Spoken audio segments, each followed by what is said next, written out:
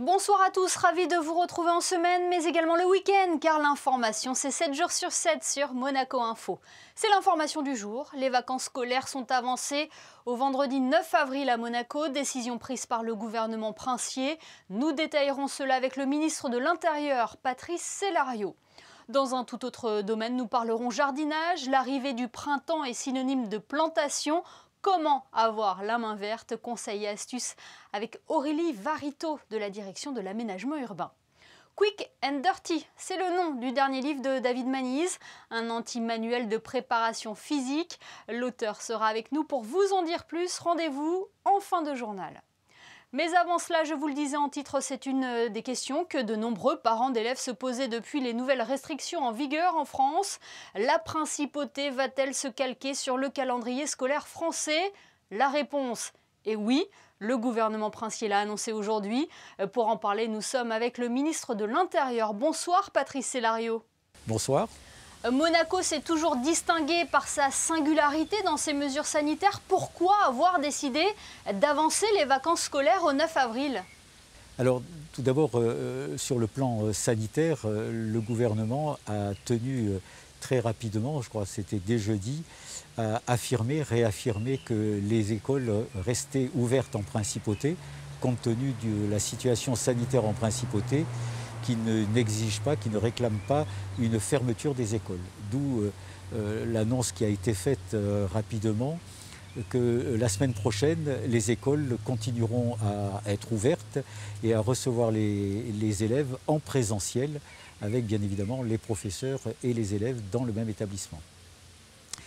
Alors comment dirais-je, la question des vacances est une question un petit peu différente de la question sanitaire. Elle est bien sûr liée, mais elle est un petit peu différente. C'est comment regarder les avantages et les inconvénients que posait la situation de vacances décalées ou de vacances synchrones.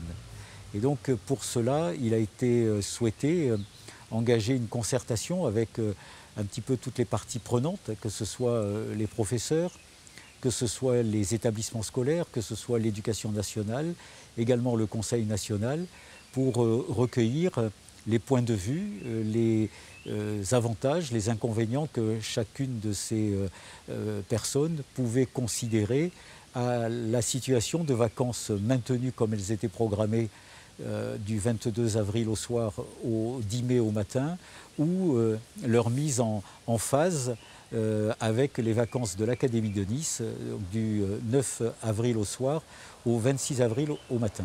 Vous venez de le dire, cette décision est le fruit d'une large concertation. Il fallait trouver un équilibre entre la qualité de l'enseignement et le respect des mesures sanitaires, aussi bien pour les élèves que pour le personnel de l'éducation nationale. Alors il est apparu que la difficulté que l'on pouvait rencontrer, c'était une difficulté de pouvoir assurer dans les établissements scolaires un enseignement de qualité durant les 15 jours en question, si les vacances étaient décalées. Pourquoi? Parce que la plupart de nos professeurs, mais aussi des personnels qui travaillent dans les établissements scolaires, habitent en France, et ceux qui ont des enfants scolarisés en France. Et donc pouvait se poser la question du problème de garde de ces enfants, et donc un risque de défaillance de ces personnels, qu'ils soient enseignants ou non enseignants, dans une période particulièrement difficile pour les établissements scolaires, puisque le respect des prescriptions sanitaires qui leur sont imposées depuis le début de l'année scolaire et qui a permis à la principauté d'assurer la totalité des cours en présentiel depuis le mois de septembre dernier, ce qui a été d'ailleurs unanimement salué par l'ensemble des parties appelées à la concertation, que ce soit les professeurs, les parents d'élèves, bien évidemment l'éducation nationale. Cette présence en présentiel exige beaucoup de personnel pour assurer le respect des gestes barrières, le respect des prescriptions sanitaires et le fait que les établissements continuent à pouvoir être ouverts. Le risque qui était encouru, c'était un risque de défaillance des professeurs, de défaillance d'un certain nombre de personnels et l'extrême difficulté, voire l'impossibilité de pouvoir les remplacer en une période où on a déjà beaucoup de personnel qui sont sur la brèche et les ressources ne sont pas infinies. Et donc, devant le risque que représentait cet élément, il a été souhaité ne pas le courir, parce que le résultat eût été d'avoir pendant 15 jours des élèves peut-être sans professeur, des élèves pas dans une sécurité sanitaire telle que nous le souhaitons. Et donc le gouvernement a considéré que ce risque ne devait pas être couru, parce que sinon on aurait eu peut-être pendant un mois, 15 jours de classe et 15 jours de vacances, des enfants, des élèves qui n'étaient pas correctement pris en charge par l'éducation nationale de la Principauté, alors que nous recherchons bien évidemment la plus haute qualité possible, et dans la prise en charge, et dans la sécurité sanitaire, et dans l'enseignement délivré aux enfants. Le gouvernement a conscience également qu'anticiper les vacances de 15 jours peut poser des difficultés aux familles, au point de vue de l'organisation notamment? Le gouvernement a pleinement conscience des difficultés que cela peut créer pour un certain nombre d'entre elles.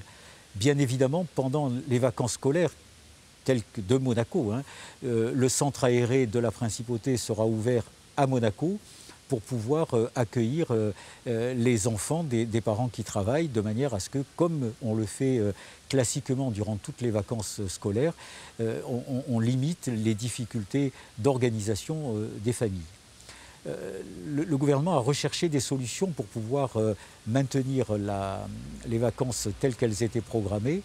Ça aurait été possible si on avait eu la possibilité d'accueillir les enfants des professeurs et des personnels non enseignants dans une sorte de centre aéré.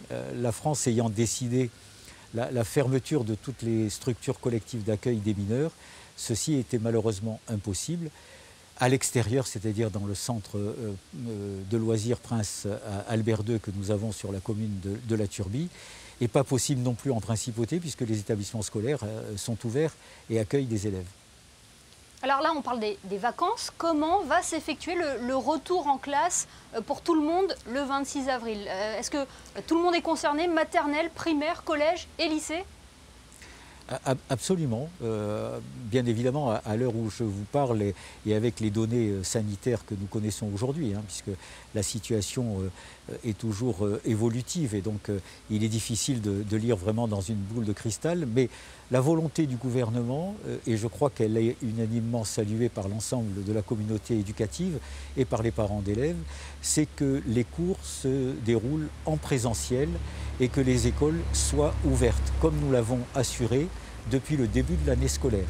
Donc notre objectif, c'est bien évidemment non seulement que la semaine prochaine, les cours se déroulent en présentiel, mais qu'au retour des vacances, donc le 26 avril au matin, les cours soient également assurés en présentiel pour la totalité des établissements scolaires de la Principauté, quel que soit le niveau, de la maternelle jusqu'à l'enseignement supérieur. Eh bien, merci beaucoup Patrice Célario de nous avoir apporté tous ces détails et avoir répondu, j'imagine, à beaucoup de questions que les parents d'élèves se posaient. Je vous en prie, merci à vous. On rejoint Frédéric Elion pour le reste de l'actualité en Principauté. Bonsoir Frédéric. Comme chaque samedi, nous faisons un point sur la campagne vaccinale à Monaco. Bonsoir Émilie, selon les chiffres arrêtés au jeudi 1er avril inclus, 11 715 personnes ont déjà été vaccinées en Principauté, soit 30,83% de la population. 8 795 personnes ont reçu l'injection du rappel, soit 75,07% des personnes vaccinées. Vous l'avez peut-être constaté hier soir, plusieurs bâtiments de la Principauté étaient illuminés en bleu. Le Palais Princier et le Conseil national se sont parés de bleu hier soir à l'occasion de la journée mondiale de sensibilisation à l'autisme. Le but de cette journée est de mieux informer le grand public sur les troubles du neurodéveloppement qui touchent 5% de la population, soit environ 35 000 naissances par an en France. Le palais illuminé en bleu était également aux premières loges pour assister à une procession de Pâques hier soir. Une dernière information, toujours dans le cadre du week-end de Pâques. Le musée d'anthropologie préhistorique de Monaco propose lundi 5 avril de 14h30 à 16h30 une chasse aux œufs ouverte aux enfants âgés de 5 à 12 ans. Au programme, 2 ateliers où les enfants pourront s'inspirer des objets préhistoriques pour décorer des œufs grâce à des techniques artistiques comme la peinture ou le modelage. Et à noter que la chasse aux œufs au parc Princesse Antoinette demain affiche elle complet. Et vous, comment allez-vous célébrer ces fêtes de Pâques? C'est la question que nous vous avons posée ce soir. Oui, je pense que le Covid n'empêchera pas quand même de fêter Pâques toujours dans les mesures familiales très restreintes, quoi. 6 personnes, oui, je pense qu'on fêtera quand même Pâques. On va le fêter en famille avec toutes les précautions avec le Covid et on espère se retrouver en famille et pouvoir le fêter comme si de rien n'était. Oui, on va manger du chocolat, on va le fêter en famille, à 6, pas plus, et en respectant les distanciations.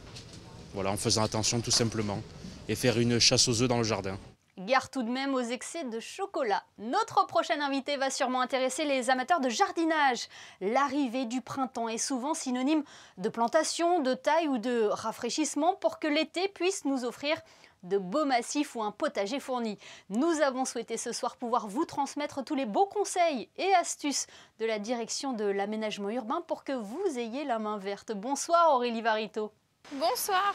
C'est une saison propice, un temps ni trop sec ni trop froid. Le printemps est la meilleure période pour débuter ces plantations? Oui, en effet, le printemps, ça annonce les beaux jours. Tout le monde a envie d'avoir un balcon fleuri avec des petites plantes qui font plaisir. On le sait, à chaque saison sa plantation, mais quel type de fleurs, d'arbres fruitiers peut-on planter actuellement? On voit déjà les fraises et les citronniers déjà en vente. Oui, alors sur les balcons, parce qu'on va dire qu'en principauté, les espaces sont assez réduits. Ce que je conseille, c'est de se faire plaisir, d'aller acheter des tomates cerises, des fraisiers, de la ciboulette, de la sauge et d'agrémenter plusieurs jardinières sur son balcon pour aussi bien se faire plaisir aux yeux, mais aussi pouvoir goûter le fruit de ses récoltes. Oui, on l'a constaté, il y a de plus en plus de personnes qui prennent de la passion à cultiver sur son balcon. Ça se fait de plus en plus d'avoir un mini potager sur sa terrasse. Oui, c'est devenu très en vogue. On va dire que c'est assez facile, ludique. Les enfants aiment bien aussi. On trouve pas mal de kits en vente dans les jardineries et magasins spécialisés. Mais on peut aussi très bien créer ses jardinières chez soi et les agencer comme bon nous semble. Concernant les nuisibles, là aussi, à chaque saison, son insecte qui vient perturber le développement des plantes ou des arbres. Comment les traiter naturellement? Alors déjà, sur des balcons, sur des petits espaces, on a moins de chances d'avoir des nuisibles. Le premier conseil, c'est l'observation. Dès que vous voyez quelque chose, il ne faut pas hésiter à couper une tige pour pas que la plante soit infestée. Mais sur des balcons, vous devriez avoir très peu d'insectes qui viennent vous embêter. Et puis après, c'est aussi ça la nature, il faut laisser faire les choses. J'ai entendu quelques petites astuces. Par exemple, l'usage du savon noir sur les feuilles de citronnier pour éviter justement que les nuisibles s'y accrochent. Vous avez comme ça quelques petites astuces à nous donner? Alors le savon noir, ça marche pas que sur les citronniers, hein, ça marche pour tout. Ce qui fait que les insectes puissent, comme ça glisse, ne vont pas pouvoir adhérer au feuillage, aux branches. Ensuite, il y a des personnes qui utilisent du marc de café.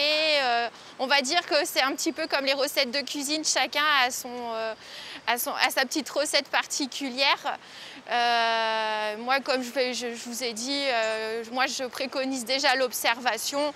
Et puis si vraiment on voit une attaque, ne pas hésiter de bassiner, c'est-à-dire de passer un coup d'eau sur le feuillage. Oui, on a vu aussi certains dispositifs mis en place dans les jardins de Monaco pour éviter l'invasion des chenilles processionnaires.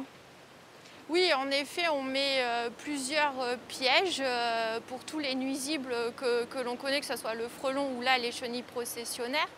On installe juste avant que la phase des chenilles descende pour aller dans le sol, on installe des anneaux.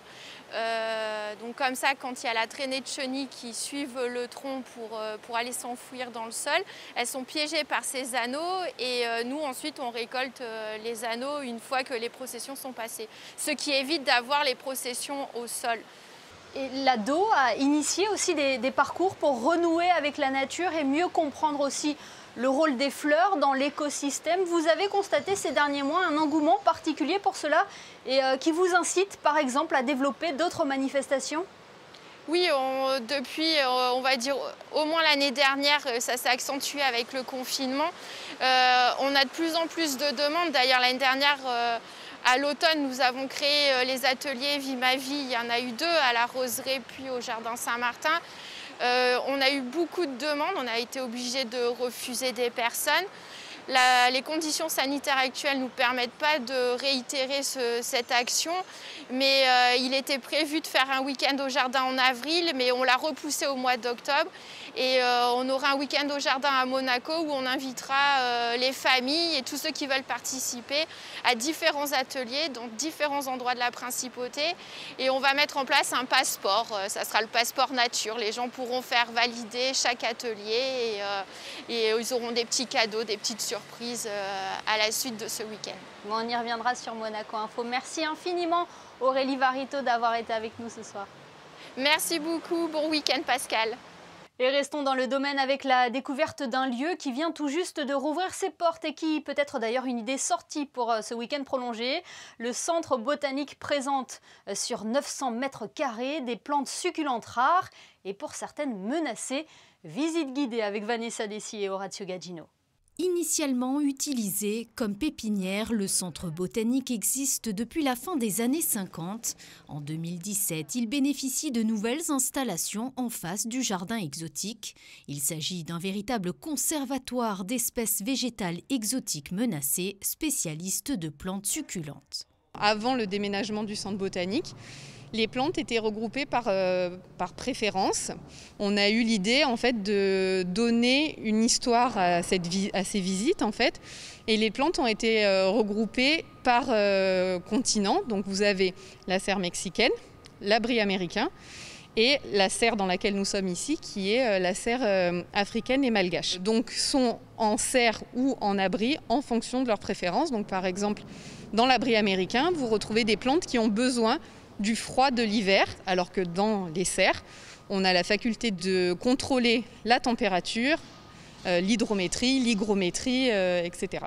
Maintenir une collection vivante de plantes menacées constitue un premier pas pour la conservation de ces espèces.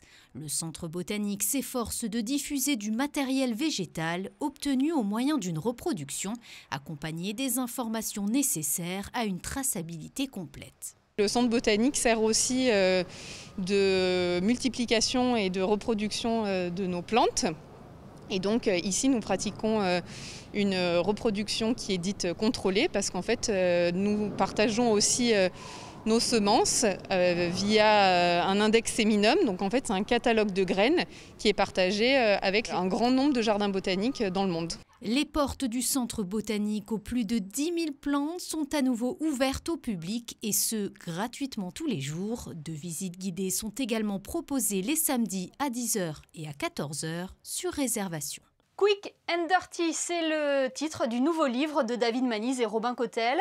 Ils sont instructeurs de survie et ont décidé de transmettre leur méthode de préparation physique générale, ou plutôt leur anti-méthode, celle réalisée loin des salles de sport. Bonsoir David Manise. Bonsoir. Que pouvons-nous apprendre dans votre ouvrage qui est sorti le 25 mars dernier aux éditions Amphora?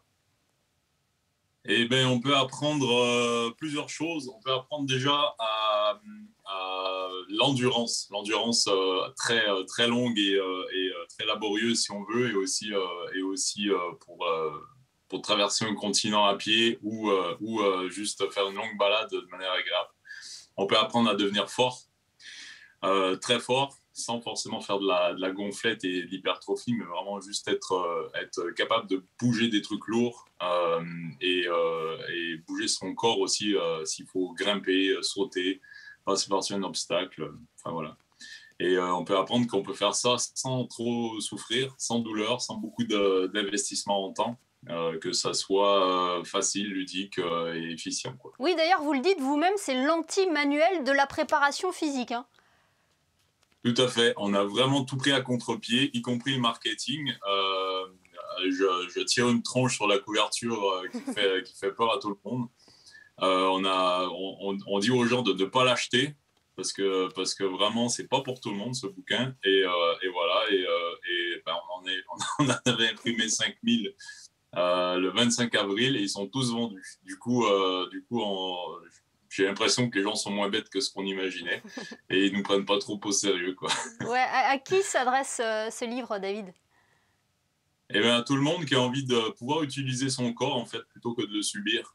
Le but, c'est de retrouver de la fonction, des fonctions motrices, des fonctions d'endurance, et non pas d'avoir une belle carrosserie, quoi. L'idée, c'est pas de faire de nous des belles Formule 1 ou des belles voitures de sport, mais c'est plutôt de redevenir des bons 4x4, quoi, D'être tout des terrain. véhicules. Ouais, tout terrain, exactement. David, c'est un livre que vous avez coécrit avec Robin Cotel. Pendant le confinement, c'était la meilleure période? Alors, c'était une opportunité de développer une méthode qui travaille à la maison et où on peut s'entraîner par ses propres moyens, effectivement. La méthode est née 6 ou 8 mois avant. J'ai commencé à la développer en novembre ou en octobre de l'année précédente. Mais ça a vraiment été l'occasion de passer la seconde et de tester avec Robin, qui lui est moniteur SFG1 chez Strong First, donc il fait déjà de la préparation physique et c'est un bon 4x4 pour le coup. On l'a testé de plus en plus et on s'est entraîné tous les jours pour peaufiner la méthode. On a aussi ouvert la méthode à plusieurs bêta-testeurs qui ont pu donner des feedbacks sur la structure, la méthode, la charge de travail, etc. Et on a eu des résultats qui étaient assez inespérés. Du coup, les gens qui l'ont testé nous ont aidés, mais surtout, ce dont on s'aperçoit, c'est que tout le monde, peu importe le niveau, profite de la méthode et progresse vite, sans beaucoup d'efforts et surtout durablement, quoi. Il y a des gens qui la pratiquent depuis plus d'1 an et qui progressent encore de manière quasiment linéaire. Donc ça, c'est assez bluffant, je pense. Alors, ce n'est pas votre premier livre. Vous avez écrit également des manuels de survie. Vous réalisez aussi des stages. Il y a un réel intérêt dans ce domaine. Comment on peut l'expliquer? Je pense que les gens cherchent à se réapproprier des savoirs, en fait. Ils ont envie de ne pas être dépendants du service public à 100%. Ils ont envie aussi de renouer le contact avec la nature, avec eux-mêmes, avec leur corps, avec des gestes simples. De se reconnecter, en fait. Et je crois que c'est un peu le leitmotiv de tout ce qu'on fait depuis 15 ans maintenant. C'est la reconnexion à la nature, la reconnexion aux autres, la reconnexion à soi-même, pour le coup, avec ce manuel. On essaie d'abattre des cloisons et d'abattre des murs et de construire des ponts, si vous voulez. Merci beaucoup, David Manis, d'avoir été avec nous pour nous présenter donc Quick and Dirty aux éditions Amphora. Merci beaucoup. Merci à vous. On retrouve Frédéric Elion pour parler sport et le retour du championnat. L'AS Monaco recevait Metz en début d'après-midi en ouverture de la 31e journée de Ligue 1. Et Monaco a fait le boulot, Émilie, avec une large victoire 4-0 face à Metz. Les joueurs de Niko Kovac ont fait la différence en seconde période avec des buts de Fabregas à la 50e sur penalty, de Voland dans la foulée à la 52e et un doublé de Ben Yedder au 77e et 89e sur penalty. Monaco est provisoirement sur le podium à la 3e place en attendant le Lens-Lyon de ce soir à 21h. Et on termine par le programme littéraire de la médiathèque de Monaco pour le mois d'avril. A commencer par une rencontre avec Joseph Cohen et Raphaël Zaguri-Orly, auteurs du livre L'adversaire privilégié. Rendez-vous mercredi 7 avril à 16h à la bibliothèque Louis Notari. Autre événement, en collaboration avec le nouveau Musée national de Monaco, une rencontre et séance de dédicace avec l'autrice et illustratrice de bande dessinée Oriane Lassus, samedi 10 avril, toujours à 16h. Et restons à la médiathèque de Monaco pour découvrir le coup de cœur de la semaine. Quel ouvrage a séduit Béatrice Novaretti aujourd'hui? La réponse dans la chronique littéraire. Suzuran, le nouveau roman d'Aki Shimazaki, nous emmène dans une petite ville du Japon, auprès d'une famille où vit Anzu, trentenaire, qui élève seule son garçon. Divorcée, indépendante, elle accorde tout son temps à sa passion pour la céramique. Son art semble la définir et l'armer contre les épreuves et les déceptions amoureuses. Anzu est douce, bienveillante et dévouée. Tout le contraire de sa sœur aînée, ambitieuse, qui fait tourner la tête de tous les hommes sans aucun état d'âme. Anzu, bien que dominée par la personnalité de sa sœur, reste respectueuse des liens familiaux. Je vous invite à découvrir cette famille, à entrer dans leur quotidien et à vous laisser surprendre par l'auteur qui nous entraîne sur un chemin totalement inattendu. Comme le dit d'ailleurs le personnage principal, la céramique, c'est accidentel, comme la vie. Un roman sur la société japonaise, sa culture et surtout sur les relations familiales. Aki Shimazaki maîtrise parfaitement son sens de la dramaturgie, tout en poésie et délicatesse, et touche à l'essentiel, ce qui révèle d'autant mieux la puissance des sentiments. La japonaise Aki Shimazaki vit depuis plus de 30 ans à Montréal, écrit en français, mais donne toujours un titre japonais à ses romans. Suzuran signifie muguet, cette fleur délicate et odorante, mais pourtant très toxique. Comme les liens familiaux qui recèlent leur part de toxicité. Aki Shimazaki poursuit son exploration des cœurs et des mœurs dans un Japon où les rapports restent encore très codifiés. Et retrouvez l'ouvrage d'Aki Shimazaki ainsi que d'autres livres à la médiathèque de Monaco. N'hésitez pas à demander conseil.